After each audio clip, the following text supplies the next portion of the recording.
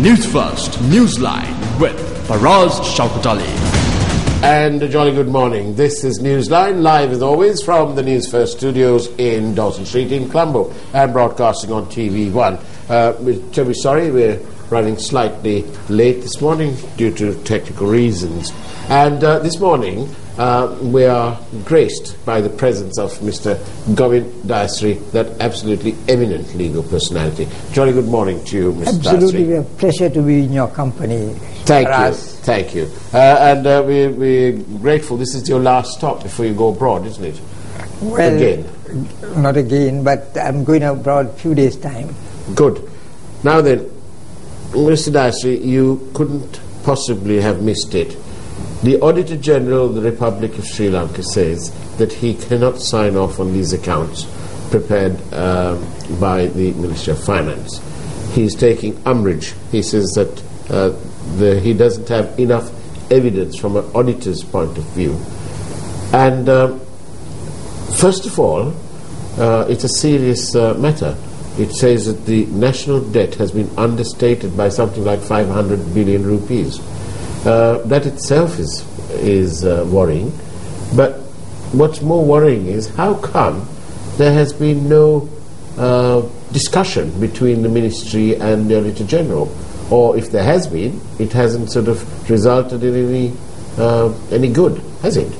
My take on it is, for us, that this has been a common feature for a long time, but it is getting exaggerated, it's getting enhanced. And if he said it has happened 5 times, it has happened more than that this time, he says. Now, what is more remarkable is the fact that it is in public domain for the first time. Now, that is very good, because we have a really brave, courageous Auditor General presently, who is not afraid of politicians, who is prepared to speak his mind. All this time, this has been happening during time of Mahinda Rajapaksa, during time of Ranil Wickremesinghe, during time of Sirisena.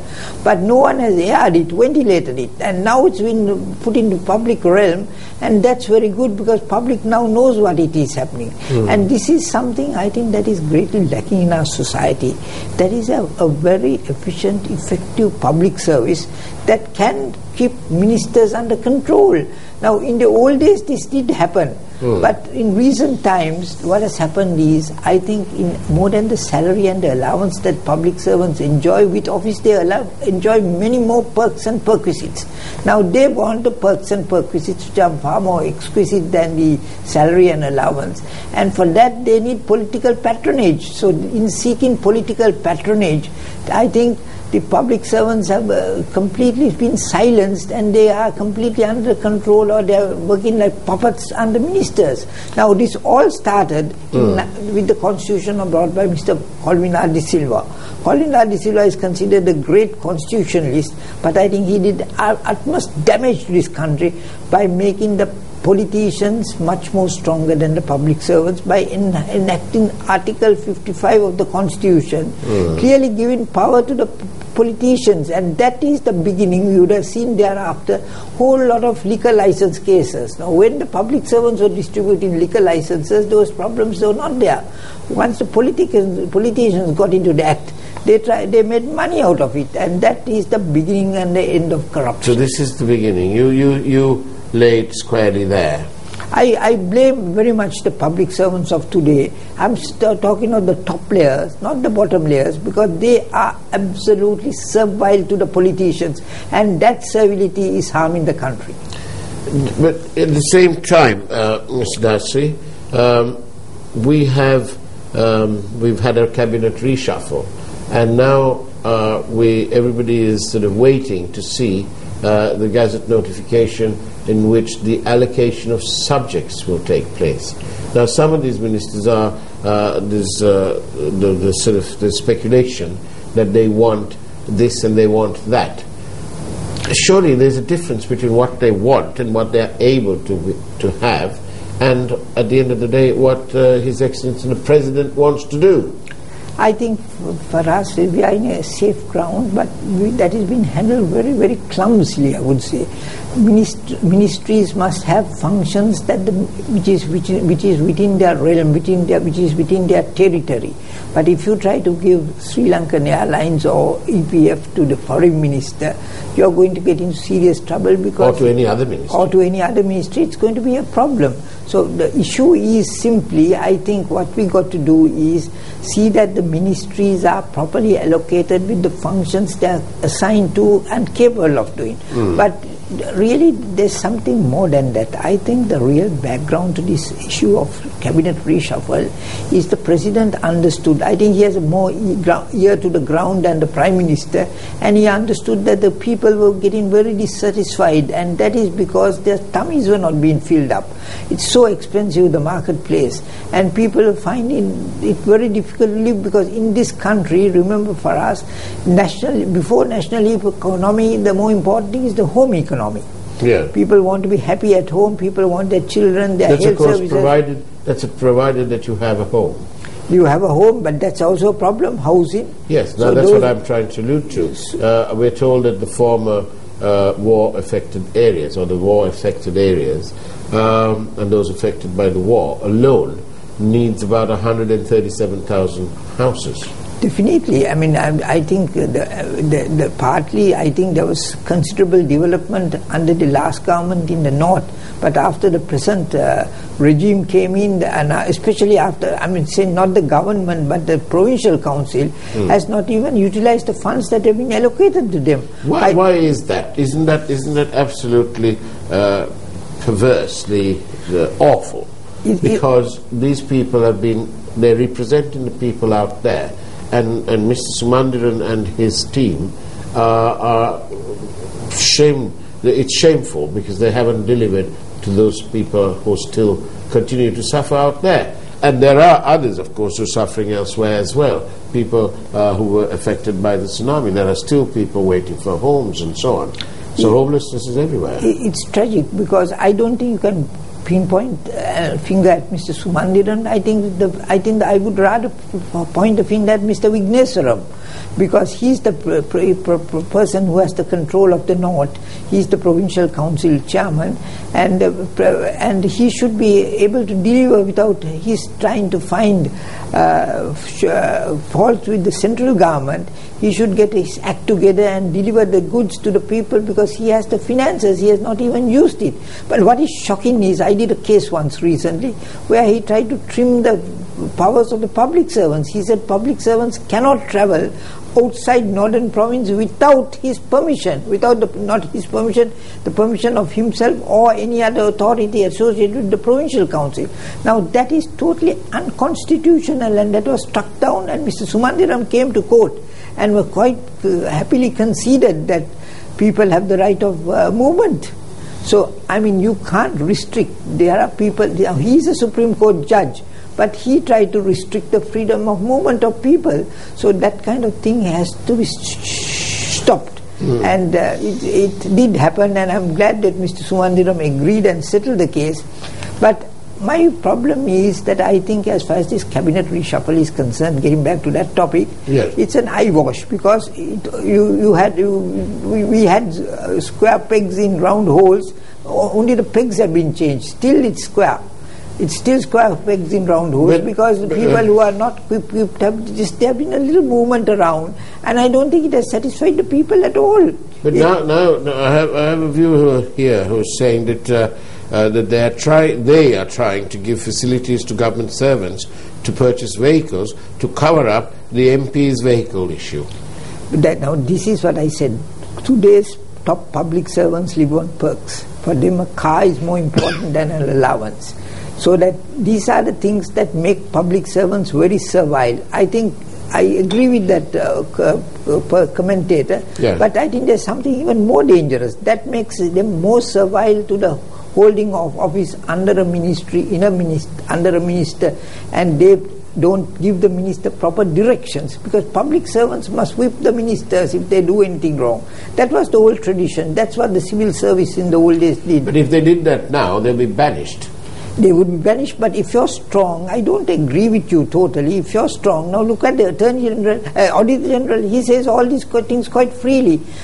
I must say this for this government. Now there's a man with a spine. Spine, because there is a lesser degree of fear psychosis in the government now. That credit, I think, should be given to this Yahapalana government. If they have done something useful, it is that people are not scared to speak. But still, the public servants don't even open their mouths because they live on these privileges. Now, this car incident is the best example of another benefit that is being thrown at them. And as a result, they become feeble, more weaker, and they become more servile. But now then, once we say all this, I want to ask you this from a legal perspective.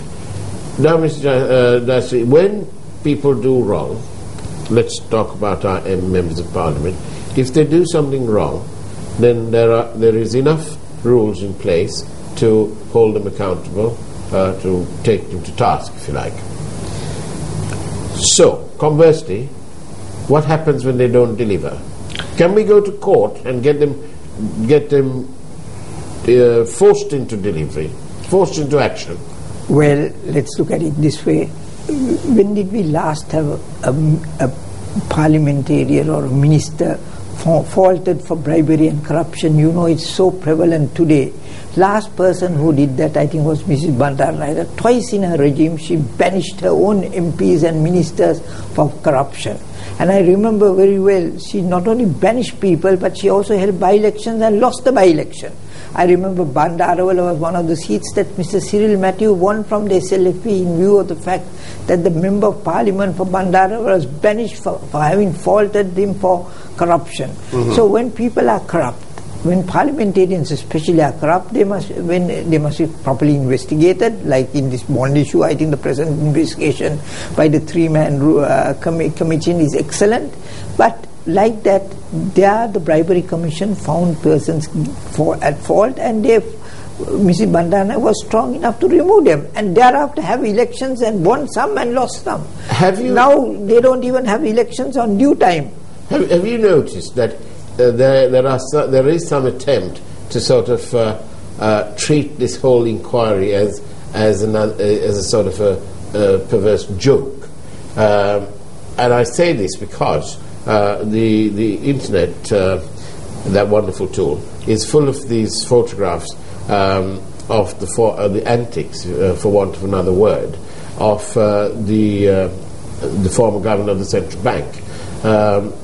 He, for a while, turned up in a rather crumpled suit, perhaps as a response to people who alleged that he is wearing a 2 million rupee jacket. But now, yesterday and so on, we were treated to the sight of him alighting from a three-wheeler.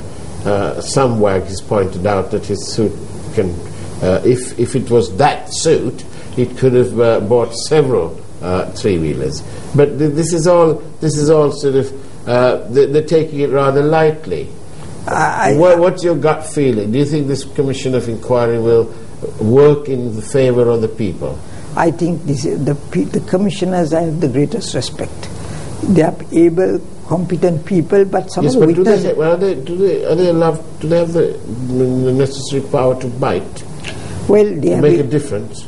Well, look, the problem here is the Commission of Inquiry Act doesn't give them the right of punishment. They can only make recommendations. Right. But those recommendations can be implemented, because if you remember the last time we had a special presidential commission, when Mrs. Bandaranaike's civic rights were deprived, the Supreme Court held that order is bad, that there was bias, and they struck it down. What did Jayajawardena do? He, for the first time in the history of this country, he brought legislation to squash an order of the Supreme Court and enforce the order of the Commission. So if that is so, this government could once again enforce the rules of if the Commission comes to a finding and that finding finds persons guilty, they can straight away bring legislation, like in the old case when it was totally improper to knock down orders of Supreme Court by legislation. Now they can enforce orders of the Commission of Inquiry by legislation, because last time they did the same thing. They deprived Mrs. Bandaranaike of her civic rights by enforcing the order of the Commission of Inquiry. So there's, there's precedent, and you can do it if they want to, but I don't know what they want to do and what will happen, because to me what is more important is not so much the act itself, which is undoubtedly one of the biggest scams in the country, but the fact is who did the cover-up. Now the cover-up is even more dangerous than the actual happenings, because people knowingly, the politicians, the bigwigs, did cover it up. Now that is a clear case of proving that there was intention by more than those who actually committed the folly. Right. Now then, our viewers have started sending questions. Please. And here we go. Yes. One viewer from Nigambo. Lawyer Kodituaku moved the Supreme Court against members of Parliament for corruption in respect of duty-free car permits. But no one backed him except the media. Why is the Bar Association silent? Bar Association is not silent. Bar Association is in fact humorous. I mean, they if you remember in Shirani Bandaranaike's case, they were parading on the streets, but that poor lady was just given 1 day's right to be in the Supreme Court and then packed home, and I believe she must on a rocking chair. But this is the Bar Society. It's a humorous organization which doesn't take itself, doesn't need serious consideration, because like any other organization, sports organization, social service bodies, I mean, the people who get in, not eminent people who can canvass and win elections. So the whole system is today corrupt, because into anybody today getting into elected is a difficult process. Yeah. Right. Somebody else says, whatever you and your guests say, it's like putting water on a duck, in spite of your efforts to expose. The Prime Minister and his team carries on regardless with his main pal. I totally agree. I think all this talk, we bring it to the public notice, and then nothing happens, because the public must wake up. They must, the whole... What do they do? What do you want them to do? Get out of their do-nothing seat? No. My problem is they are all Mr. Doolittles. What they can really do is, when it comes to an election, our people have come out and voted always for regime change. Regime change is an important thing, because we have done it without any colored revolutions. Yeah. And once again, the people should, if they have the opportunity of local government elections, they must show their protest. If they are dissatisfied, they must show their dissatisfaction. Yeah. And those are opportunities that the government is not giving the people by not having elections at the proper time. Then they must agitate. You must go to court. Now, going to court is a simple thing, because one thing I must say is, once again, in credit of this government, the judiciary is much better today than ever before. We have a very good Supreme Court. We have a fairly reasonably good Court of Appeal. Maybe what about the Attorney General's Department? That is where which is Attorney General's Department. You have very good officers. The can of worms is? That is still not effectively working. You have very few very good counsel, but many of them are... There's one chap who's just retiring now, and he's tipped to go to the Ministry of Defence. I suppose so. I mean, this is what is happening. I mean, people are looking for superannuation benefits. I mean, that... But I think this particular one just wanted to curl up and retire into private practice, but he's now being roped in to be a secretary somewhere. Yes, but some of these people from the Attorney General's Department, unlike in the old days, don't do particularly well at the bar. So I suppose they look for public office, because public office today is well worth it because of the perks that you get. We have another one, and a viewer says, it's better to look back on life and say, I can't believe I did that, rather than to look back and say, I wish I'd done that. Isn't that the problem with our parliamentarians? the parliamentarians today are a negligible factor, and I think they are really people don't have any respect for them. To be a parliamentarian today means that you are full of perks and privileges. But there you go. Now that is exactly what I'm trying to bring you into. Anura Naika made this wonderful ruling in Parliament about the supremacy of Parliament.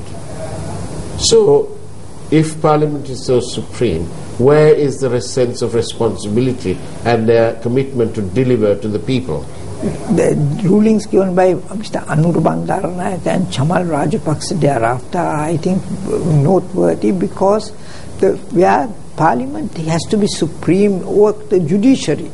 Because the judiciary in both those cases, one in, I think it was Siripavan, the former Chief Justice, when he was a judge, and the other one I think was Shilani Bandaranaike. They tried to restrict the powers of Parliament by trying to overrule Parliament, and I think Anura Bandaranaike's judgment was applauded both by the government and the opposition just as much as Chamal Rajapaksa's order was, because they were right on the spot. They clearly showed that where Parliament has got enhanced powers over their proceedings, the courts cannot interfere, because we have what is called what Montesquieu called the division of power. And under that power sharing arrangement, the judiciary, the executive and legislature are separate, and they must act separately. But today the executive and legislature are together, they are one and the same. It's only the judiciary that people can go to and canvass the decisions of the legislature and the executive, and therefore courts must be supreme in their realm just as much as the Parliament must be supreme in their jurisdiction. But along with that supremacy, surely there must follow responsibility and accountability and delivery. That really, I think for us the problem is, we look at our political system, we have two leaders in the government and in the opposition who have been holding office from the time J.R. Jayawardena came to power, and that was in 1977. From 1977, Mahinda Rajapaksa and Ranil Wickremesinghe have been in positions of power. And what have they done? They have, in other words, they have been in power for nearly over 45 years, and that is 2 generations they have slipped. The people Mr. Das, can't be forever and a day voting for regime change. What about the regime that has been put into place by the people? What about them delivering for a change? The trouble is, instead of having these 3-member committees and this committee and that committee, this Prime Minister seems to love committees. That is the problem, because you see, what you need is, if the 2 major parties, if you oust Ranil Wickremesinghe, I'm sure you can oust Mahinda Rajapaksa, because the UNP has young people. Those young people. Is it time that he will be changed? Is that what you're trying to say? No, what I'm trying to say is that he should be changed. He or Mahinda Rajapaksa both should be changed, because they have been. But Mahinda is already changed. No, but he's still the head of the joint opposition, and he wants to be the next Prime Minister. Well, then he must resign his post from his party and then contest afresh. Well, that is what I think he's going to do, and that's why he has set up a party under another very elderly gentleman. They must all sit down. Why are they staying in one camp and then continue to make a big noise and not letting the other side get on with it? You need to put up or shut up. Look at it this way, for us. Now we have had, is there a second tier in Parliament? The second tier are children, relatives, friends, or sycophants of the ministers. The second tier was completely destroyed by the JVP of both parties. That's the tragedy. Right. So now you said about, because we're just coming to the end, I'm trying to get all this in. You said that that they should change Ranil Wickremesinghe. If Ranil Wickremesinghe is changed and a young UNP leader comes, there's Premadasa, there's Vijayawardena, there's Harsha De Silva, young people who are in the. So is it in the SLFP. Oh my goodness! You just mentioned Harsha De Silva's name. He's just gone to be the PM's deputy at national planning. That poor chap's going to get a hard time now that you mentioned him as a potential leader. Yes, that's his own making. But the point is, even the SLFP has people like, I'm not a friend of Ranatunga family, but Prasanna Ranatunga, Ratnasiri Wickremesinghe's son, but look at them, all of them have family connections. Now today, without family connections... So who in the UNP can fit in? Who can succeed I mean, there's young Premadasa, there is young Vijayawardena, there is Harsha De Silva, Eran Vikramanayaka, but Eran Vikramanayaka is too evangelistic to get into politics. I think in Sri Lanka religion matters very much. What about this Navin Dissanayake? Well, I don't. He's out there. He's there, but I don't know his potential. But I'm thinking of three people who I feel have the potential to lead. But the thing is, they never get a chance because the party hierarchy prevents them. Mahinda Rajapaksa and Ranil Wickremesinghe have developed such a coterie around them. The establishment prevents emerging people, and today young people who two generations have been forgotten, and today still we are living with the old timers of 45 years. In spite of Honorable Naik's very famous ruling in Parliament, he also referred to this circus of clowns, and so he had mixed feelings, one would imagine. Honorable Naik was a very intelligent man, but his timing, his judgment was the poorest I've seen. I mean, I think he's very much like Ranil Wickremesinghe. I mean, they are clever, they are smart, but their timing, their knowledge of inside politics, the moving with the people is so clever, smart. And then we have the Bond saga. I beg to disagree with you. Yeah, but Bond saga, but I think he had a good name till the Bond saga came. That finished him off. But I think that it's really not the event, but the cover-up. But he's very loyal to his friends, though. But that is... at the expense of the common man and the public purse. I think country comes first. Country before self. True. Isn't that what it's all about? Well, that is not how politicians think, that is how we think. But that so what's the point? They've got all this supremacy thanks to Honorable Naik and so on, but and then they're not delivering to the people. But what I feel for us is that the courts must be supreme in their sphere, in the legislature, parliament must be supreme, because that is how our democracy is built, because we must have an executive president. I think the world seems to be moving to youthful leaders. Canada, France, all over. You see, Trump has come in America, Brexit is on.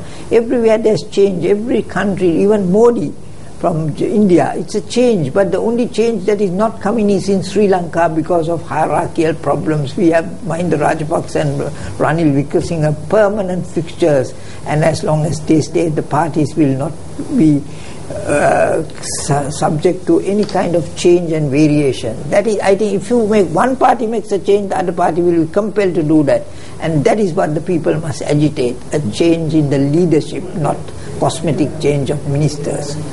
Bravo, well said. Thank you very much. Thank you. Govind Dasri, it's been an absolute pleasure having you on the program this morning. Thank you. Thank you, Faraz, for inviting me. And that's it. That's the way it is on Newsline on the 7th of June 2017. Take care. God bless.